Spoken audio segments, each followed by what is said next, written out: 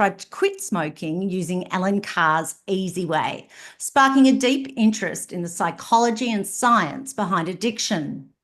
Over the next 25 years, while serving in Iraq, qualifying as a lawyer, and working in the City of London, his drinking continued to escalate.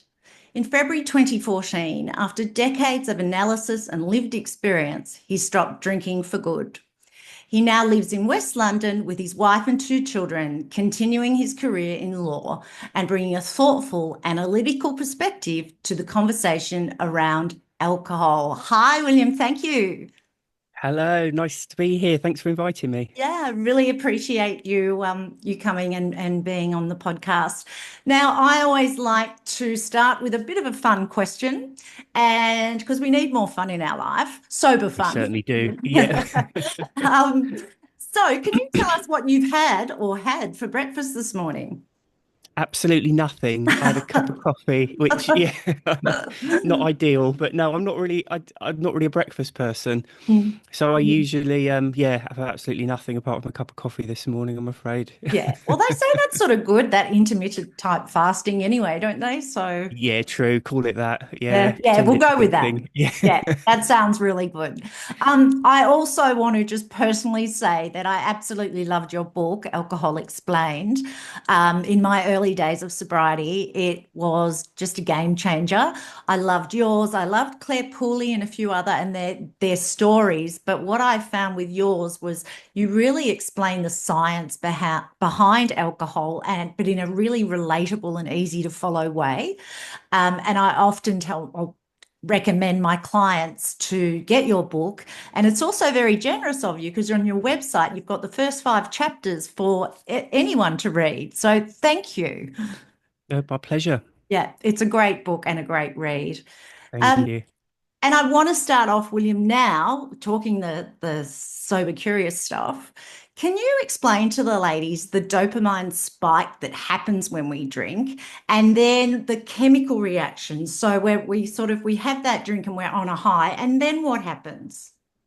Yeah, absolutely. So again, you mentioned about alcohol explained being sort of trying to describe the science in a relatable way. What I really did was, wrap a wet towel around my head and try to get to grips with all the science behind it.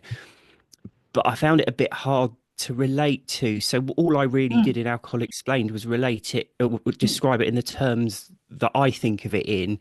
mm, So very simply, alcohol is a sedative.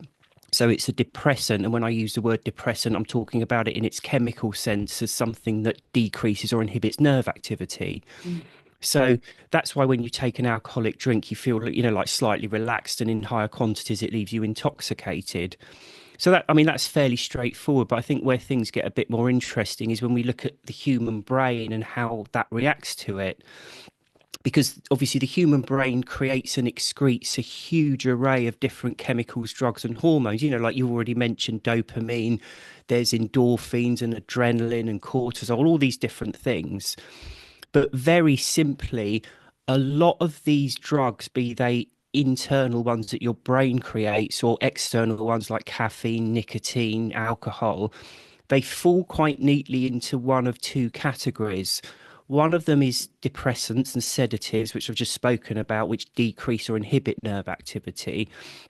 And the other one are stimulants like caffeine and nicotine, which do the opposite. They make you feel more alert and more awake. mm, Um, and very simply, your brain works by way of something called homeostasis, which is basically a balance of all these different chemicals, drugs, and hormones. It's incredibly complicated, mm. and we humans don't fully understand the processes. But as I say, very generally, we know that the brain works by way of homeostasis. So it's like a balancing act between all these different chemicals, drugs, and hormones. And sometimes I think of it as one of the old-fashioned weighing scales where you've got like a Yes. bar and two baskets hanging off it. Mm, If you imagine that, and when that bar is straight and horizontal, that's when you feel at your best. You're quite resilient. You're feeling mm. confident. Of course, bad things happen; they happen to everyone. But you're at your best to kind of deal with them and get on with things. Now, as I say, if you imagine that weighing scale, on the one hand, you've got the sedatives, and on the one hand, you've got the stimulants, and they're balancing each other out. So the bar's horizontal and you're feeling okay. Mm. And then if you drink something like alcohol, which is a sedative, it tips the scale. Okay. but your brain reacts to it. Your brain's trying to maintain homeostasis, so it lumps more into the stimulant side to try and balance the scales up. It does Mm, this in lots of different ways. It releases things like adrenaline and cortisol, which is a stress hormone. mm, But essentially, what it's doing is trying to correct that balance. Now, the problem is the alcohol doesn't stay in your system forever, it disappears. So, when it disappears, the scales tip because they've got too much in the stimulant side now. So, a simple way of putting it, for every action, there's an equal and opposite reaction, right? So, whatever sedating effect you get from an alcoholic drink, there's a corresponding feeling of anxiety that kicks in when mm. it wears off as the scales sort of start to tip. Um, Another way I sometimes describe it is, those memory foam mattresses. Yes. The ones where they're made of foam and you sort of lie on them and they're Yeah. flat and you sort of Yeah. slowly sink into them and then you get up and there's kind of like a U-shaped Mm, dent in the, mm. yeah. So if you imagine that's your brain and flat is good basically, but you put something on it and that could be a cigarette or a vape or a drink and it slowly sinks into it so that when you remove it, you've got like a vape cigarette Dent. drink shaped hole in it Yes. Mm, that needs filling, and the thing that fills mm, it best is obviously another thing that's exactly the same, so another drink or cigarette or whatever. mm, So that's at a very high level what happens when you have a drink. You get that immediate sedating effect, your brain counters it, and then when the alcohol wears off there's that corresponding feeling of anxiety. mm. So is it like, is that way it gives you like a chemical, a fake big dump of dopamine, and the brain just sort of freaks out, and as you said, it's trying to find balance and homeostasis, but it doesn't like this isn't natural to have that. Yeah, exactly. You've hit the nail on the head there. The word is natural. It's like how we're supposed to be Mm, originally. And as I say, your brain's constantly trying to keep this balance. And when you introduce an external drug, it takes steps to try and counter it, which is mm. also, it's an interesting sort of side topic, but that's what tolerance is. Right. Because, of course, when, like me at 14, when I first started drinking, obviously two or three beers and I'd be all over the place. Whereas fast forward 10 years, I could drink five times that and to all intents and purposes be acting normally. Mm, And that's tolerance. We use the word tolerance a lot, and we mm, sort of it's in parlance, and we just accept it. But not many people stop and think what's actually changed mm. to allow you, because alcohol's a poison. If you've never Yeah. drunk before and you have a bottle of vodka, you will die. Mm, mm. Whereas, like I say, 10 years down the line, you could probably drink a bottle of vodka and still be Yeah. standing. Yeah. So, and that's what it is. Basically, the brain's becoming more and more proficient at countering the effects of the alcohol. The body and brain learns. It learns Mm, very well and it mm, adapts. So when you're regularly taking something, it becomes more and more proficient at countering the alcohol. mm. So the knock-on effect is there's several knock-on effects from that worth mentioning. One is tolerance. You're able to drink more. But secondly, you need to drink more in order to get that same effect because as your brain's becoming more proficient at countering it, you need to keep the alcohol coming in to get that jump from it, if you like. Mm. And of course, the other corresponding effect is the withdrawal is worse because what I've just described about that anxiety that kicks in after an alcoholic drink wears off is actually alcohol withdrawal.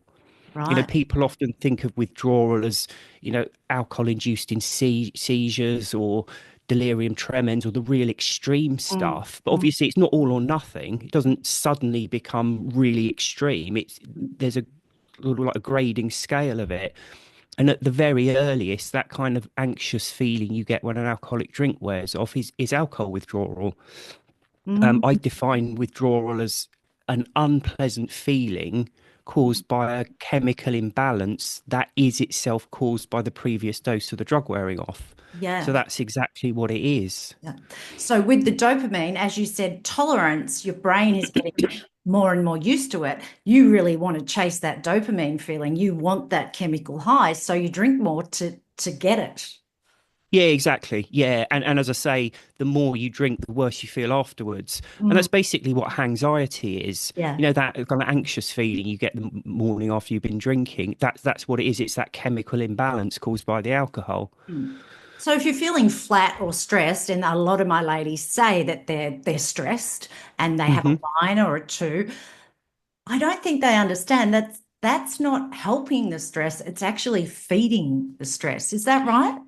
Yeah, absolutely. Yeah. So I kind of think of things sometimes as just like simple scales just to highlight the thing. But say you normal is 0 and Yeah. feeling at your best is like 10 and feeling at your worst is minus. So if you think if you're on a flat line and you have an alcoholic drink, it might boost you up to say 2, but then it wears off, leaving a -2. Uh, So, but we're talking in terms of kind of like relaxation and anxiety here. So, when you're in the habit of daily drinking, you're waking up already additionally stressed. Whatever else is going on in your life, you've already got additional points of stress caused by the alcohol withdrawal.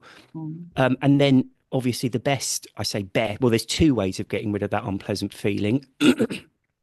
The sure and best way is to stop drinking yeah. or to stop. And then after a few days, you go back to normal. But the Yeah. problem is, who wants to feel stressed and anxious for a few days? Mm, There's an immediate solution, which is to have another drink yeah. because, again, going back to the scales are tipped because your brain's set up to work under the Mm, sedating effects of the alcohol, but the alcohol's not there, so you're overly anxious. And mm, the quickest way to get rid of it is to have another drink. So mm, when people are in the habit of daily drinking, whatever stress they have is exacerbated by the alcohol, which then removes that additional stress by the 5 o'clock or whatever wine o'clock is for that particular person. yeah. They have that drink, and let's be honest, they do feel good. They feel nice and relaxed and happy. Mm, But the key is that's how they would be feeling had they never drunk in the first place, mm, because all they're doing is removing those additional points of yeah. anxiety, if you like. Yeah, yeah. It's really scary, isn't it? Like we drink for celebration, commiseration. I mean, there's always an excuse. I always found an excuse. But it's just very important, and I'm sure you agree, to get the message out there so that people, hey, you can drink or not drink, but understand, make informed choices. Yeah, that's kind of what I see my remit as. It's not to tell people to drink or Mm, not drink or stop or drink less or whatever. It's just to give information. So mm, to my mind, to make a good decision, you need the right information. mm. Like if you're buying a new car, there's lots of different cars. You need to know how much they cost, what their Yeah. efficiency is. The more information you have, the better decision you can make. Yes. And there's so much. I use the word ignorance, and I don't use it as in stupidity. I use it in the technical sense of a knowledge gap. People don't have the information to make the correct decision. And if you don't have the information or you have the wrong information, your decisions are going to be questionable. Mm. What made you give up? So for me, it was just my drinking was getting more and more out of hand. So I never drank during the week, but I would drink Mm, weekends, and I was drinking more and more and more over mm, the weekend, and it got to the point where I would wake up. See, this is another thing. The half life of alcohol is 5 hours. And what half life means is the amount of time it takes for the level of a drug in your bloodstream to drop by half. It's quite a common thing to measure how yeah. long the effects of drugs last by looking at the half life. So when you drink alcohol, it sedates you, so it knocks you out. But after 5 hours, the scales kind of tip, which is when the stimulation starts to kick in. So Mm. what a lot of people find is when they're drinking, it's almost you can measure it almost exactly 5 hours from their last drink, they will be awake because the Ah, stimulation kicks in. You can be absolutely exhausted and desperate for a night's sleep, but yeah. after that 5 hour period, you will wake up because it's the equivalent of drinking loads and loads of black coffee and trying to sleep. You just can't Ah, do it because it's that chemical imbalance. So mm, again, it's a bit of information there about how alcohol affects sleep. It has a lot of people when they're drinking regularly. Another thing they complain about is being tired all the time, and that's why, I mean, alcohol affects sleep massively anyway, which we can have another conversation about. But apart from that effect on sleep, after 5 hours, you're almost incapable of sleeping because that's when, the adrenaline, the cortisol starts to overtake the amount of alcohol in your yeah, system and you're sort of wide awake. yeah. And while you're sleeping too, like that's when your brain is regenerating. It's so important. So with sleep, there's different sleep. A lot of people just assume you fall unconscious for a few hours and then you're good to go. Obviously, there's a lot more to it than that. Mm. And what again might be oversimplifying it if anyone's listening and they're a sleep scientist. But again, I just sort of No, describe things in yeah, really I simple like that. terms. I We love that. understand them. So with sleep, you go through different sleep cycles. Mm, And a lot of one of the main differentiators between these sleep cycles is how unconscious, how deeply unconscious you are. Mm. Right. So there's something called deep sleep, which, as you can imagine, you're very deeply unconscious, your whole body relaxes. But on the other end of the scale, there's something called REM sleep. REM stands for rapid eye movement because although your eyes are shut, when they monitor people, their eyes sort of flicker and move. And when they attach sensors to people and monitor brain activity in REM sleep, the brain lights up almost as if they're fully awake. So Wow. it's an odd kind of sleep cycle, and it's where we dream. So our dreams come in Ah, REM sleep. Now, whereas deep sleep's very good for physical regeneration, REM sleep is key for mental regeneration. It's where ah, your memories get properly laid down.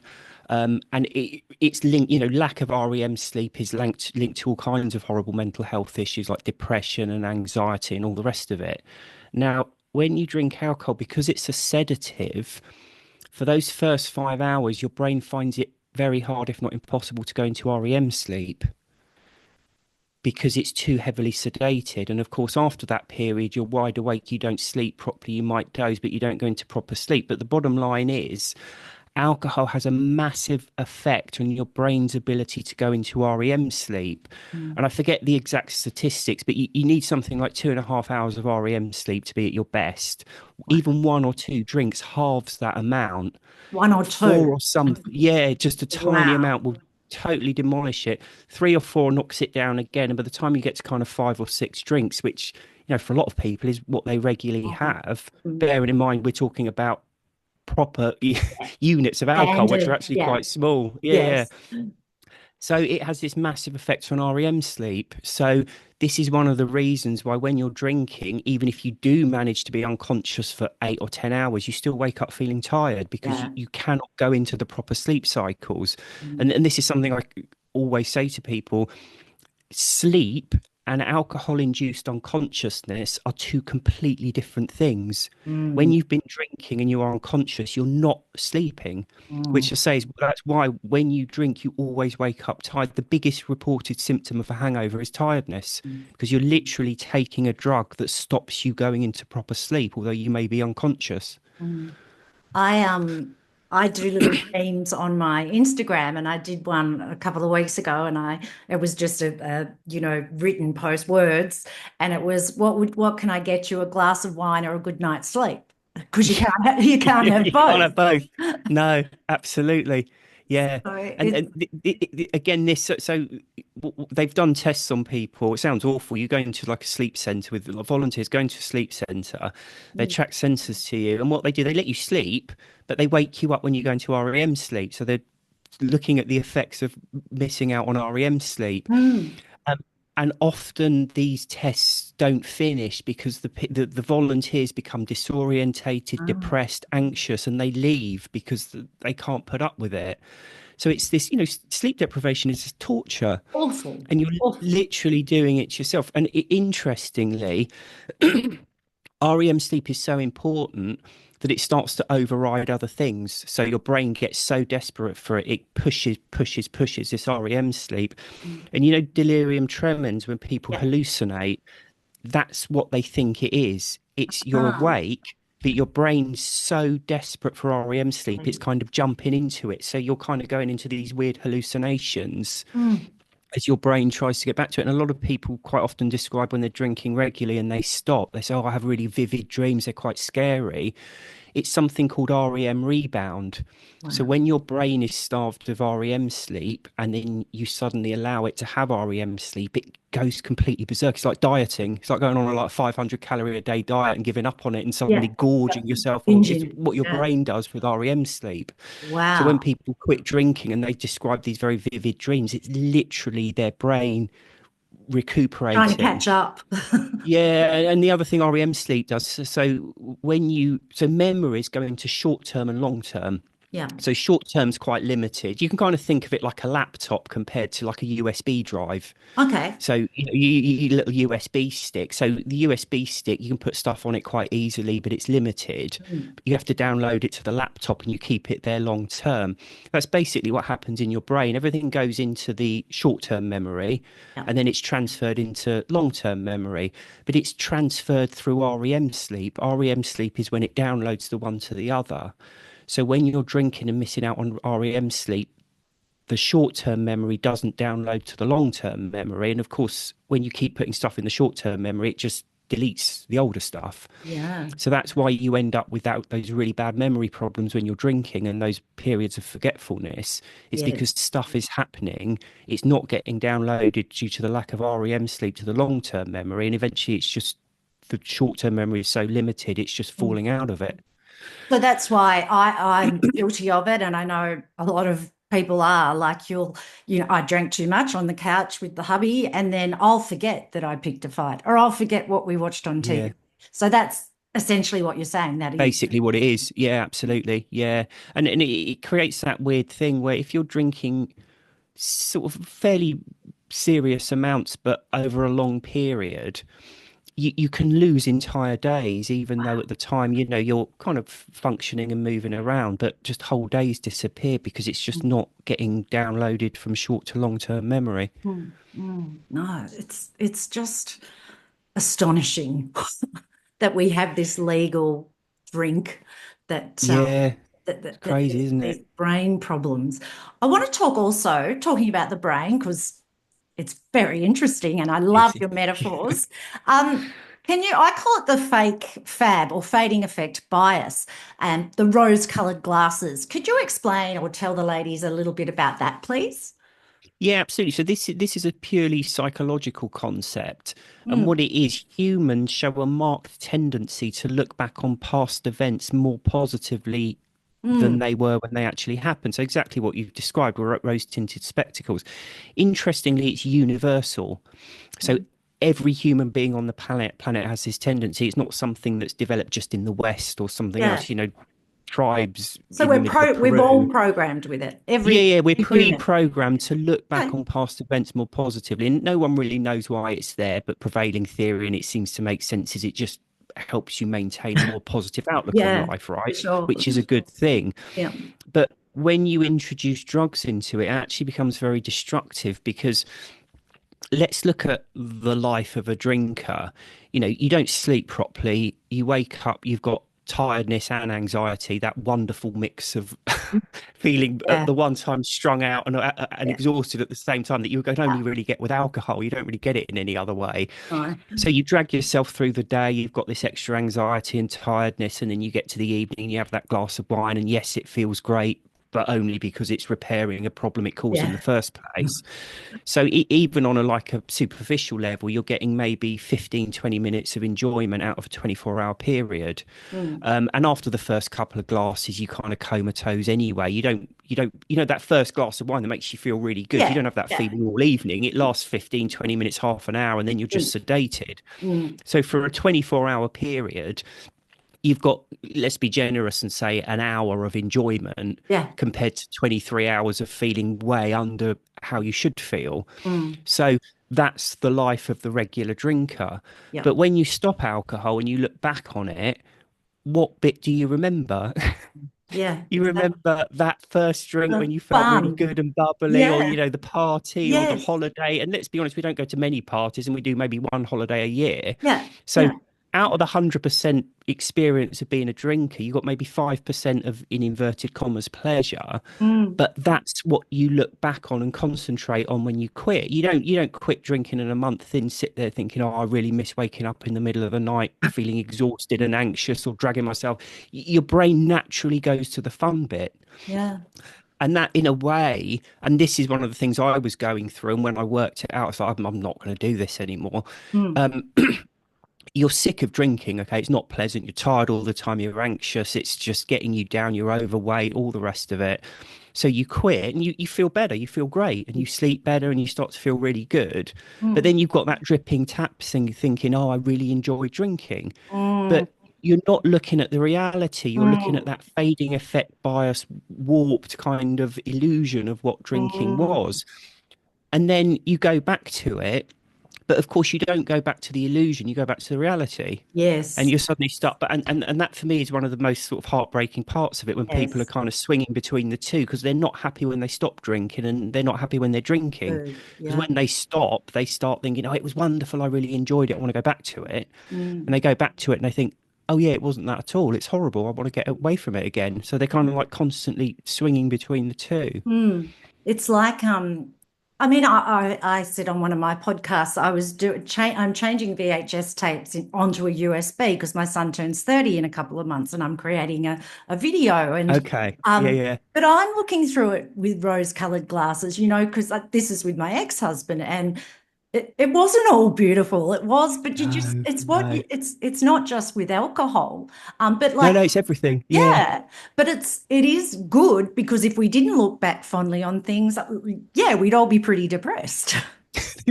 Children's a classic one because you do a similar thing. You look back on these pictures and think, oh, that Yeah, was, and yeah, thinking back to the reality, it's like, no, it wasn't. We were yeah, arguing that and holiday moaning and and yeah, tired and yeah, thinking, why am yeah, I doing spending all this money to go and argue yeah. somewhere else for a few Yeah, hours? It's yeah, yeah, you're absolutely spot on. And I think the media and everything it feeds us that rose-colored thinking because, you know, I was talking to a client the other day and we actually just had a giggle about the TV shows and their lawyers or their cops and had these yeah, big, and then they're having the whiskey all night long and then the next morning they're fresh and they've got the makeup on. yeah. It's bullshit, Doesn't pardon happen. my Yeah, friend. and I think it's worse this day and age with social media as well because you get all Oh, these God, images, yeah. and a picture is just they'll post a picture and they're sat outside in this lovely location having a drink. They don't post a picture of themselves waking Oh, up at 4 in the morning feeling tired and yeah, exhausted, and yeah. none of that's Yeah. pictured. So again, you get this really warped idea of what Mm, drinking mm. is. I remember because I was creating some worksheets for my course and I wanted some, happy ladies, the photographs. So I was on Pinterest, happy ladies. And every second photo was women with champagne, women laughing, Yeah. cheers, cheers. I'm like, my goodness, it's just so embedded in our society. It really is, yeah. I think that's one of the problems with stopping is you have to be pretty single-minded about it. You've got to be quite independent and prepared to swim against the flow a bit, don't you? Mm. What are your thoughts on willpower? Willpower.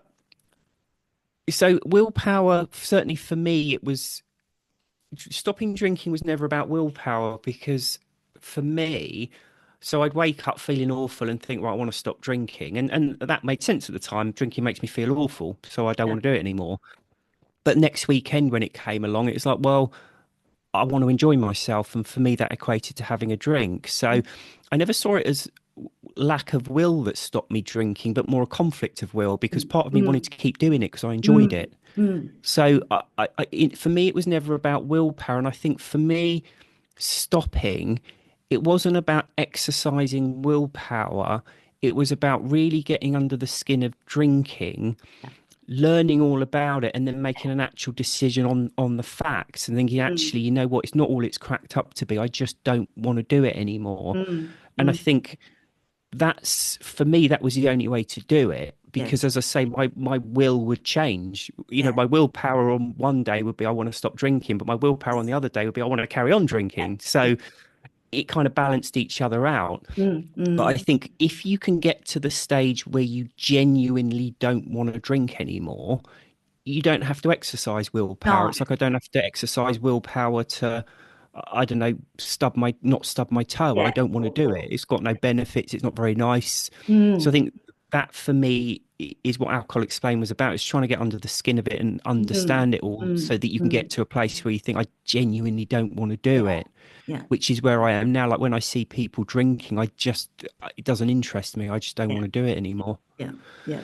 I find too with willpower, it just doesn't work. And I tell my ladies that because it's a finite source. And I Mm, think the real change, exactly what you've just said, is um, the mindset, learning about it, mm. making the informed choices, and that is much more powerful.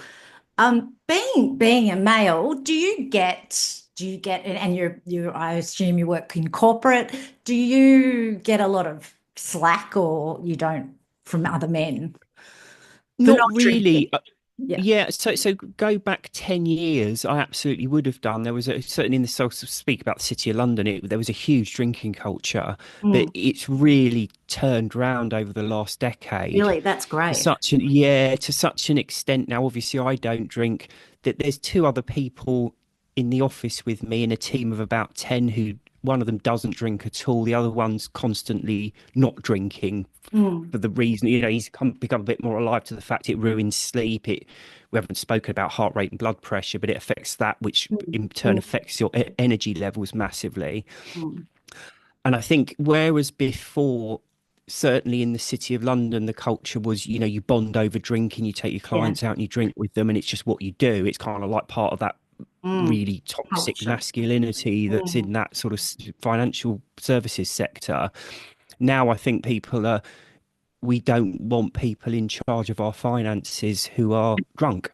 It yeah. just doesn't look good. Yeah. And like business lunches now, when I go for a business lunch, there's usually half the people not drinking, and the ones that do, it's almost like there's a glass of wine and it doesn't really get touched, and then you stay for an hour or so and then you up and go back to work. And I think that's the main difference. You're expected back in the office functioning after lunch, Mm, whereas a decade ago you went for lunch and yes. that was you done for the day. Yeah. Yeah. So I do find, certainly my experience is attitudes are changing. I think there is a sober revolution coming on at the moment. More and more people are stopping drinking. Mm, And I think the big change is, whereas 10, 15 years ago, it was, am I alcoholic? yeah. If I am, I have to stop. If I'm not, I'll just try and moderate a bit, but we'll all carry on drinking because that's what we do. I Mm, think this day and age, people are more stopping and looking at the whole thing and saying, do you know what? My level of dependence is irrelevant. What's important is, am I getting more out of this than I'm putting in? Okay, I enjoy. Is it true enjoyment? Can I enjoy myself in another way? Is mm, it worth the anxiety and the lack mm, of sleep that kicks in afterwards? And mm, if the answer's no, then you stop doing it. mm, And I think for me, that's the biggest change that I see, is that attitude of, it's great and we do it if we can and we only stop if we're chemically addicted to it. The mm. change now is it great? Yes. Yeah. Well, we all know the answer. Yeah, absolutely. Yeah. I think it's wonderful, and I think for people like ourselves to just let others know, you're not alone. There's Mm, nothing wrong to just not have the shame around it anymore. Let's talk about it. Oh, and I think yeah. it's happened. Yeah. So what is it? Cut out a bit there. Yeah. Okay. Yeah. Yeah. Yeah. So yeah, that's what's happened, I think. William, it's been lovely to talk to you today. Thank you. And yeah, I could talk to you forever about so many things because I love, as I said, I love the way you turn them into metaphors and ways we can all, see them. And I also like to finish off with a fun question. And that is, what three people, dead or alive, would you sit down to dinner with and why? Oh gosh. Okay. So I'm quite interested in history. Yeah. So it's probably going to be really boring, No, particularly, nothing's boring. but I would love to meet the Duke of Wellington. Yes. Very So that would cool. be one. I think Winston Churchill would be another Yeah. one. Yeah. Oh gosh, I'm trying to think of another one now. It's totally changing the genre. I like Tom Hardy. I Okay. think he's an interesting chat, and obviously he's sober as well, so he Yeah. stopped drinking. So Yeah. Yeah. I think he'd be Yeah. there with me. Yeah. Yeah, that'd be an interesting one. Yeah. That sounds like a really cool A dinner weird party. mix of With no alcohol involved. yes, yeah, which I think might be a struggle with Oh, Winston Churchill, yeah, I but was yeah. about to say the same. Yeah. Well, thank you again. It's been absolutely wonderful. No, my pleasure. Thank you for inviting me. It's been great. Thank you. Thank you.